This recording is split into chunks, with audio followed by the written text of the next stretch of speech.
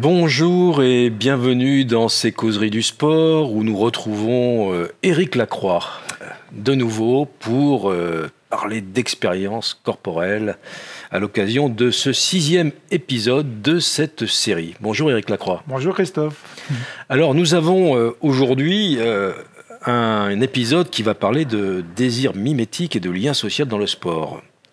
Une contagion de bonnes valeurs, c'est la question que vous posez. Et cela fait suite à un épisode qui parlait des dépendances et des addictions justement au sport et donc des risques que cela pouvait entraîner. Mais cette question-là aussi est de nouveau une question un peu énigmatique, comme la précédente. Tout à fait. Vous avez pu constater qu'à partir des causeries là, 5-6, je me mets à poser beaucoup de questionnements. Parce qu'en fait, ce qui est important, c'est justement de se poser des questions et d'amener du débat, du contradictoire, et puis aussi des éléments de connaissance qui permettent d'acquérir des compétences et puis après une vraie capacité à finalement à devenir non seulement un homme avec un grand H, mais aussi un bon sportif, on va dire, quand on fait du sport. Alors, nous sommes des êtres mimétiques. Alors, est-ce qu'on pourrait essayer de comprendre ce que vous voulez entendre par ce point? Alors, la phrase dans la slide que je propose, la première slide, hein, c'est une phrase que j'aime bien dire en accompagnement mental. Et puis, en fait, quand vous la décortiquez, elle est assez...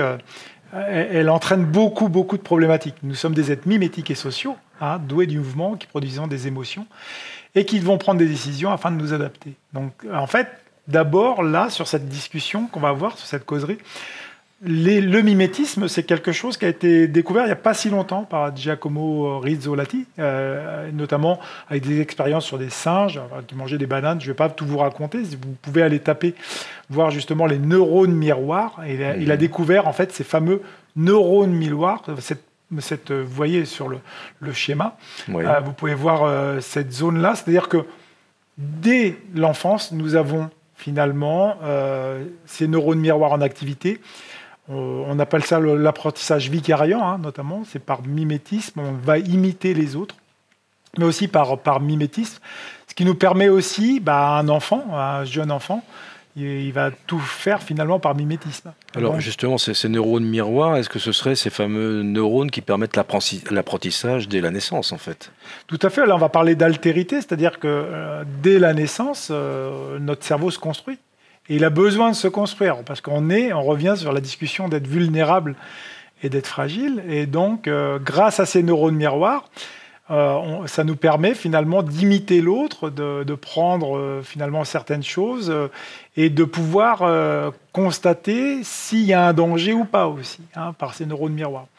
Donc, on va copier des gestes, on va copier aussi des habitudes.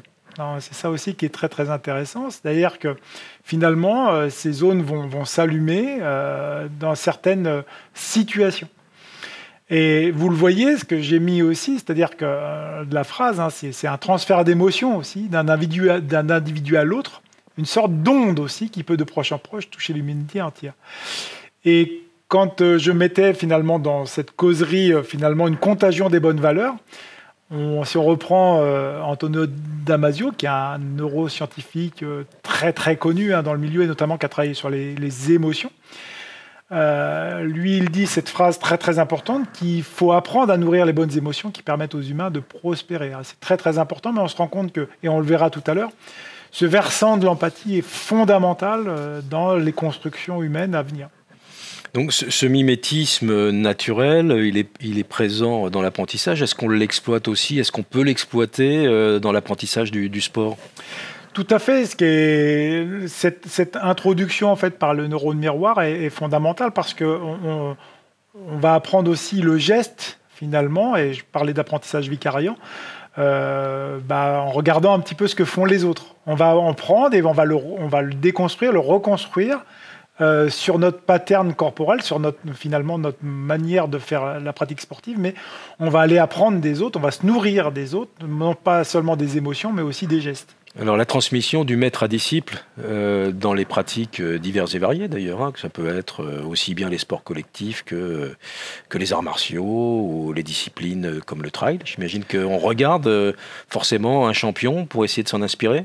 Tout à fait, non seulement on regarde le champion, mais en plus ça nous permet, entre guillemets, on le reverra dans des causeries certainement sur le côté du mental et du cerveau, d'économiser aussi notre cerveau parce que notre cerveau consomme énormément. Il consomme 20% d'énergie quand même, c'est énorme.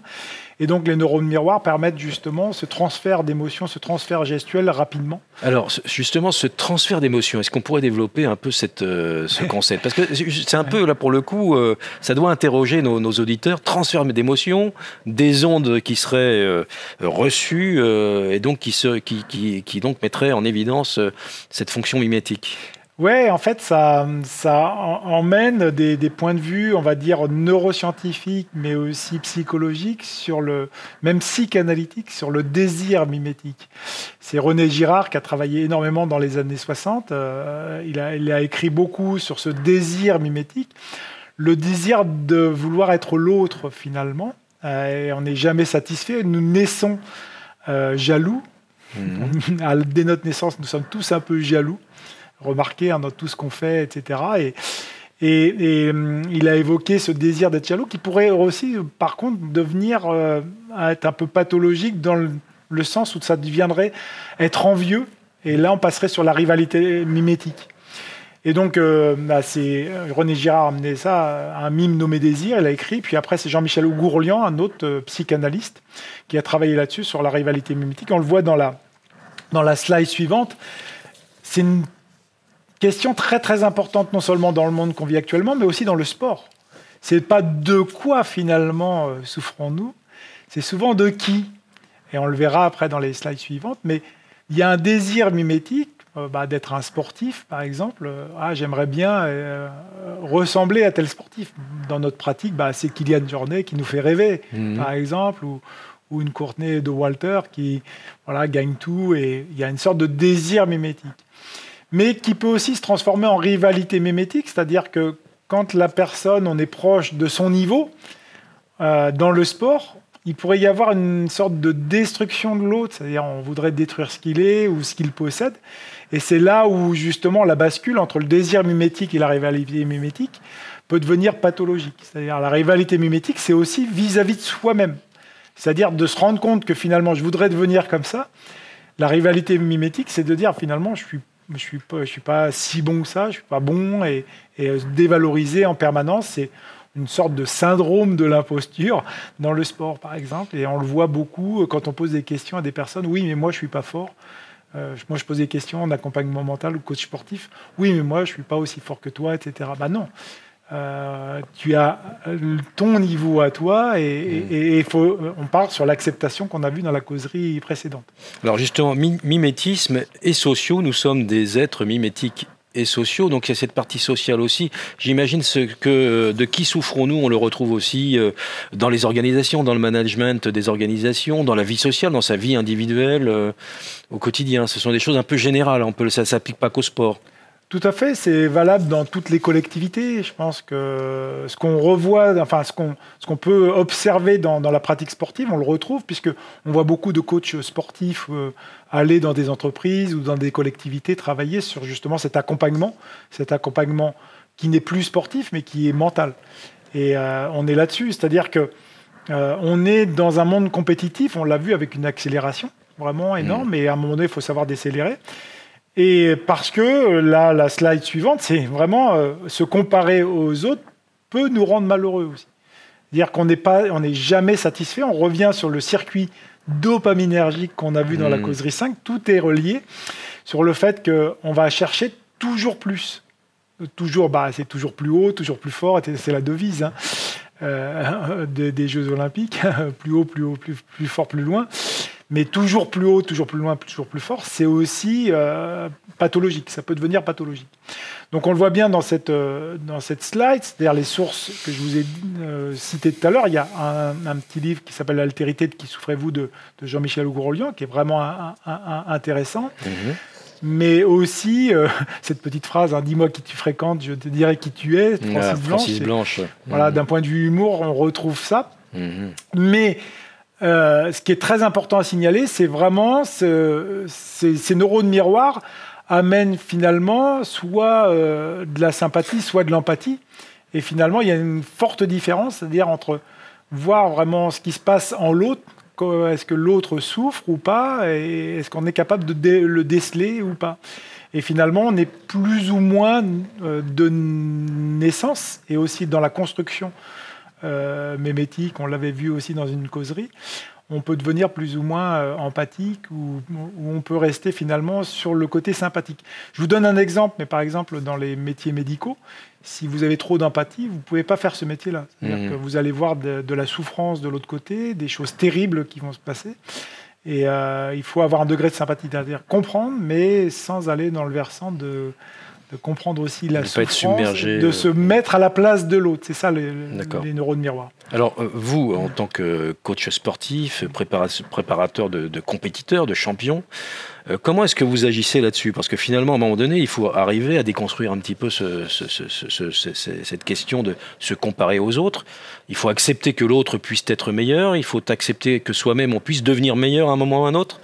Comment est-ce que vous travaillez là-dessus? Alors, dans la slide, on peut le voir justement, c'est ce côté de la confiance sportive et de la reconnaissance. On l'a vu précédemment sur la reconnaissance, c'est-à-dire c'est le côté sérotoninergique ou celui d'être aimé, voilà, ocytocinergique. Mais la confiance sportive, c'est la crédibilité, c'est-à-dire la crédibilité dans laquelle nous, notre pratique sportive, on va s'y satisfaire dedans. C'est-à-dire on va rentrer dans une pratique sportive. Et là, il y a un vrai travail dans l'accompagnement mental qui est aussi bien psychologique que dans les neurosciences, c'est-à-dire sur cette construction des connaissances, c'est-à-dire bien comprendre ce qu'on fait. Donc, bien connaître, en fait, la pratique. C'est-à-dire que si vous voyez un entraîneur qui arrive et qui vous dit aujourd'hui, vous faites 10 fois 400 et qui ne vous explique pas, il faut fuir. Parce qu'en fait, il faut comprendre aussi ce qu'on va faire. À un moment donné, c'est très important. Ce qui va vous permettre, vous, cette connaissance de comprendre ce que vous faites, va apporter des compétences. C'est-à-dire, vous savez que vous faites 10 fois 400, vous savez pourquoi. Peut-être travailler sur les lactates, sur le processus des lactates, et puis de supporter la douleur, on va dire, musculaire. Ça va vous permettre d'avoir une compétence. Mais après, cette compétence, qui est très, très important, et le final, c'est finalement, on la met en capacité. La capacité, c'est de pouvoir s'adapter, c'est l'intelligence, s'adapter à l'environnement, s'adapter aux autres, etc. Et ce qui fait un très grand sportif, c'est qu'il est capable de s'adapter. Regardez ceux qui jouent au tennis à très haut niveau, ils ont mis en place des comportements mentaux. On le verra dans d'autres causeries, justement, ça va être intéressant, sur ce versant mental. La construction mentale, ils ont cette capacité de s'adapter en permanence.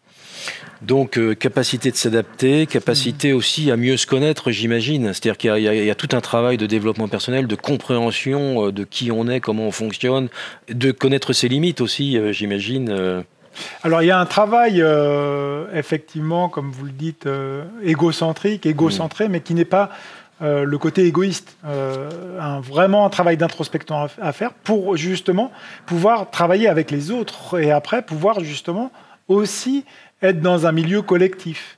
Parce que si on n'a pas fait ce travail de reconnaissance, justement, de travail de confiance en soi, on l'a vu sur cette capacité à comprendre les choses, c'est plus difficile après quand on se retrouve baigné dans un milieu finalement collectif parce qu'il peut générer du stress. Et on revient sur le stress, mais du côté aversif. Parce qu'on va se retrouver dans un collectif, finalement, quand une compétition peut amener un côté aversif. Si vous ne l'avez pas travaillé. Parce que vous pouvez aller faire le grand raid tout seul, vous n'avez pas à stresser. Pas besoin de compétition pour ça. Non, vous pouvez aller le faire. Mais pourquoi on va se retrouver finalement dans un collectif? Mais quand on se retrouve finalement à faire une compétition avec plein de monde, il peut y avoir un stress qui avait. Et beaucoup de sportifs, la veille, le jour même, il y a une montée finalement de noradrénaline énorme, etc. S'ils n'ont pas vraiment fait ce travail, parce qu'il y a ce côté de paraître, c'est-à-dire si j'y arrive pas, si je réussis pas, que vont penser les autres? Comment moi je vais réussir? Est-ce que je vais être à la hauteur de l'image que j'ai donnée? Exactement, c'est ça. Et donc il y a forcément ce stress. Et on en arrive justement. Alors juste une petite question avant qu'on en arrive là, c'est que votre connaissance justement des grands sportifs, Est-ce qu'ils passent justement à un stade, à un moment donné, où ils sont plus dans ces positionnements-là? Ils sont là pour être compétiteurs, mais sans aucune animosité, sans aversion pour l'aide. Voilà. Est-ce que c'est quelque chose que vous avez observé? Tout à fait. Ouais. Les sportifs de très haut niveau et ceux en fait qui en vivent, qui travaillent vraiment dans ce secteur-là, on fait ce travail. Ils ont une telle confiance en eux, ils ont tellement travaillé sur l'estime d'eux-mêmes et ce travail autour des autres qu'ils n'ont pas besoin finalement d'afficher ce besoin de reconnaissance ou finalement de le montrer. Et ils n'en font pas la démonstration. Ils vont plutôt aller, non pas vers la motivation de ce qu'on appelle extrinsèque, c'est-à-dire, voilà, je vais aller vers la médaille ou la récompense. Ils vont plutôt aller dans ce qu'on appelle la motivation intrinsèque, qu'on avait vu dans une autre causerie, mais qui est vraiment la maîtrise. Ils sont dans la maîtrise, ils sont dans une telle maîtrise qu'ils arrivent à apprécier leur maîtrise, c'est-à-dire que justement, ils vont aller chercher leur shoot de dopamine dans leur maîtrise, parce qu'ils sont tellement dedans que voilà, ils trouvent leur plaisir. On parlait du plaisir, vraiment là-dessus. Et vraiment, ils se font plaisir. Donc, vous avez un exemple là, par exemple dans l'Ultra Trail, de comment aussi il y a ce côté social, ce mimétisme, bien sûr avec des champions, mais ce besoin de sociabilisation, d'environnement. Oui, il y a des recherches qui se font aussi, parce qu'on est quand même aussi dans le milieu universitaire et on sait qu'on a des étudiants en STAPS qui regardent et des chercheurs aussi. Il y a des recherches qui se font. C'est pas les plus grandes recherches actuelles. Là, on est, je crois, sur l'université de Lausanne. Il y avait l'université de Lausanne qui travaille beaucoup dans le secteur psychologique. Là, c'est une recherche de Nadège Rocha, puis de collaborateurs avec Denis O, notamment, qui travaillaient sur l'université de Lausanne, mais qui ont fait une recherche sur l'ultra-trail de Tor des Géants. Alors, regardez la distance quand même. 334 km, 24 000 mètres de dénivelé positif. C'est énorme. On est vraiment dans l'ultra poussé à son paroxysme. Mais l'étude qui avait été faite, c'est justement comprendre un peu les interactions, notamment avec qui peuvent influencer justement l'expérience des coureurs durant la course. Donc on est vraiment dans notre sujet, c'est-à-dire on est sur ce côté de confiance en soi, d'estime de soi, finalement de neurones miroirs, etc. Est-ce qu'on va imiter? Comment on va se rapprocher au niveau du lien social? Et on s'aperçoit que il y a l'importance aussi des tiers dans la motivation et l'atteinte de ces objectifs. C'est-à-dire l'autre peut aussi nous pousser à être meilleur. Et souvent, c'est pour ça qu'il y a de la compétition. Grâce à la compétition, c'est justement qu'on arrive à sortir de sa zone de confort. Sinon, le cerveau, lui, qu'est-ce qu'il va faire? Il va aller plutôt dans la paresse. Je vous ai dit tout à l'heure que le cerveau consommait beaucoup d'énergie. Donc, ce qu'il va faire, lui, s'il n'est pas poussé par une motivation, on va dire, voilà, par rapport aux autres, il va aller justement dans l'économie, en permanence. Et donc, les relations sociales, c'est ce qui ressort un peu de cette analyse et de cette recherche, c'est que, voilà, il est très important. Et après, on va même dans un milieu, dans un contexte où, voilà, les blogs, les réseaux sociaux, etc., vont permettre aussi finalement d'avoir des sujets de discussion et des sujets de motivation et de créer une sorte de cercle vertueux, justement, parler des bonnes valeurs, une contagion des bonnes valeurs. Je pense qu'il y en a des bonnes aussi dans cette... moi, je les défends, en tout cas. Dans l'ultra-distance, on dit oui, c'est extrême, mais il y a des bonnes valeurs. Oui, c'est une expérience individuelle à un moment donné, mais qui peut être faite aussi en équipe. C'est-à-dire qu'en fait, et on le voit aussi, je pense qu'il peut y avoir une comparaison avec le cyclisme. Le Tour de France actuellement, par exemple, il y a des grands champions qui sont portés par l'équipe, en fait. Alors, le compromis entre justement l'accélération de la compétition, le côté compétitif, économique, et puis ce milieu... Alors, je ne vais pas dire que je dénigre le cyclisme. Le Tour de France, c'est quelque chose qui fait bouger les foules et qui permet peut-être à certains de se mettre en pratique et d'être motivés pour aller faire du vélo. Le milieu de l'ultra-distance, et notamment en trail, c'est un milieu vraiment particulier parce qu'il n'est pas connoté économiquement. Vraiment. Oui, c'est ça. C'est pas. Il n'y a pas d'intérêt financier de la personne qui va faire le grand raid en 50 heures. Par contre, il va générer vraiment autour de lui, et avec lui-même, du lien social, des valeurs de partage, d'échange, et des très très bonnes valeurs. qu'on n'a pas forcément tout le temps dans les collectivités maintenant, où le tout économique est... Dans les sports hyper médiatisés, quoique le trail est en train de le devenir, hein, je veux dire... C'est là où la balance... à quel moment ça bascule, quoi. En fait, on est dans une... On parlait tout à l'heure dans une autre causerie sur l'accélération, et finalement, il y a un versant économique, et on ne peut pas y échapper pour que ce soit bien organisé. Il y a de plus en plus de monde, et ça génère des flux de personnes qui veulent s'y mettre. Donc, il faut l'organiser, tout ça aussi. Donc, on est sur un paradoxe. Donc ce côté social, justement, on le retrouve beaucoup dans les sports collectifs.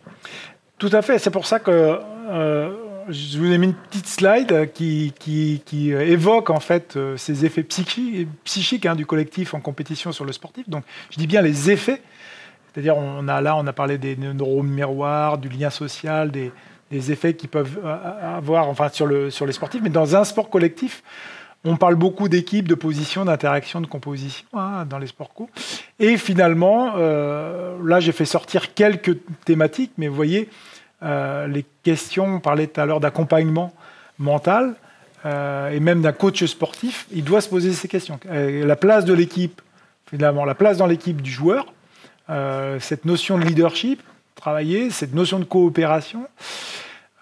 Quelle relation, par exemple, dans un sport de combat ou dans un sport comme le rugby, il a avec le contact physique. Et nous, moi, en tant que directeur du service des sports, je me pose ces questions-là avec des étudiants. C'est-à-dire, quand on propose des activités comme le combat, comme le rugby, il y a cette relation. Mais justement, elle peut amener des déclenchements nouveaux dans les neurones miroirs, elle peut amener des comportements différents, et peut-être, justement, dans la représentation qu'on se fait de l'estime de soi et finalement dans la reconnaissance, etc., il y a des choses qui peuvent se dérouler. Et le rapport à l'adversaire, évidemment. Donc, dans cet aspect compétitif aussi. Donc là, c'est vrai que ce côté, dans les sports collectifs, évidemment, la nécessité vraiment d'appréhender l'autre dans sa dimension spatiale, dans la vitesse de déplacement, etc., sont des choses extrêmement complexes. C'est une alchimie pour le coach, là, pour le coup, c'est compliqué, parce qu'il n'y a pas seulement l'individu. Oui, alors justement, dans les formations qu'il y a d'accompagnement mental et on va dire de préparateur mental, il y a tout un pan et un versant sur la psychosociologie. Parce que finalement, c'est comment se comporte un individu dans un groupe, mais qui est relié finalement au versant social, le lien social et tout ce qu'on évoque. Et puis après, il faut le compléter avec les neurosciences, etc. Mais c'est passionnant parce que finalement, il ne faut pas non plus s'enfermer que d'un côté des réseaux, du réseau social.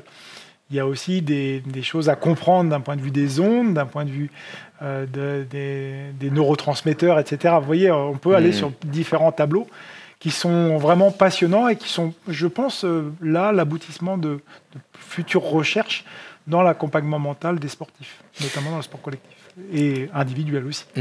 Alors, ce lien social, il a aussi des effets psychiques dans les sports individuels ? Oui, tout à fait, parce qu'en fait, les effets psychiques du lien social, on parle d'un aspect justement avec l'autre, par les neurones miroirs, par finalement le relationnel qu'on va. Quand on parlait tout à l'heure de compétition, je vais faire une compétition, je vais aller courir un grand marathon ou une course, ou pas forcément un marathon ou une épreuve sur route ou un trail, je me retrouve avec du monde autour de moi, notamment au départ. Et on a des comportements parfois d'appréhension qui peuvent amener du stress, un certain stress, lié soit à la foule, l'agoraphobie, soit au fait justement de vouloir finalement paraître, parce qu'il y a ce besoin de satisfaire les autres autour de soi, son entourage, etc. Donc on peut subir, vous voyez, des pressions, du stress, parce que ça va attaquer, on l'a vu tout à l'heure dans les slides, l'estime de soi, ce regard du public, ce regard des autres, mais aussi de regard, parfois aussi même de la famille. On ne veut pas décevoir. Donc il y a un gros travail aussi à faire là-dessus, dans les sports individuels. Et puis, une sorte de responsabilité, vous voyez, qui peut y avoir. On se sent investi finalement d'une mission de faire une compétition dans laquelle on s'est engagé. On le voit bien, quand une compétition est annulée, on l'a vu aussi avec toute la crise Covid, quand il n'y avait pas de compétition, cette responsabilité, elle est diluée, elle est complètement enlevée.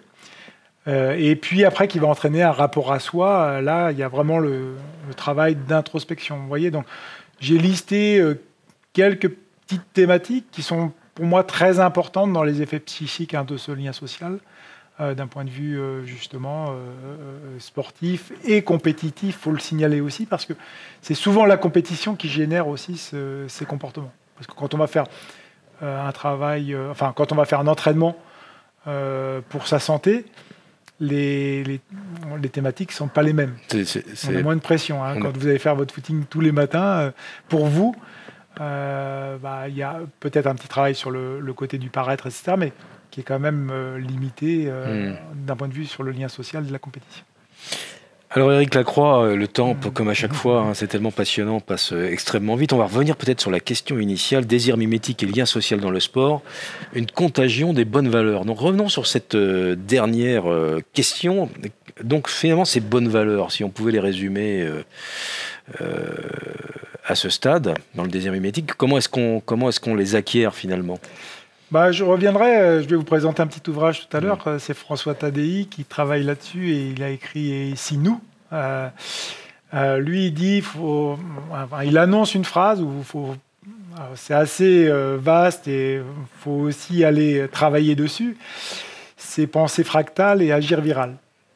Donc vraiment, le côté pensée fractale, c'est-à-dire qu'on est parfois dans un milieu baigné finalement sur des représentations, des biais, on y reviendra dans les causeries sur les heuristiques, c'est-à-dire on est dans beaucoup de biais cognitifs qui ne sont pas du tout négatifs, qui nous permettent de vivre tous les jours sans aller chercher tout le temps une explication. Mais d'un autre côté, il faut sortir parfois et aller voir un peu ailleurs parce qu'il y a d'autres dimensions, on va dire, et notamment les dimensions sociales. Et le fait qu'ils disent « pensée fractale, agir viral », c'est-à-dire qu'à un moment donné, c'est justement d'aller chercher d'autres manières de penser, d'autres manières de réfléchir, d'aller même parfois dans le contradictoire, même dans le sport, pour aller découvrir finalement d'autres voies d'apprentissage. Et ce qui permet après, comme le disait Damasio, d'amener aussi des bonnes émotions, et lui parle finalement agir viral dans ce sens-là. C'est-à-dire d'aller échanger, de pouvoir, si on peut encore discuter, échanger sur nos pratiques sportives sans qu'on finalement on aboutisse à la rivalité mimétique que j'évoquais tout à l'heure, parce que ça se rejoint là-dessus. La rivalité mimétique, elle engendre beaucoup de comportements déviants. Et finalement, d'un point de vue psychanalytique, engendre vraiment des problèmes de santé mentale, de schizophrénie, de dépression.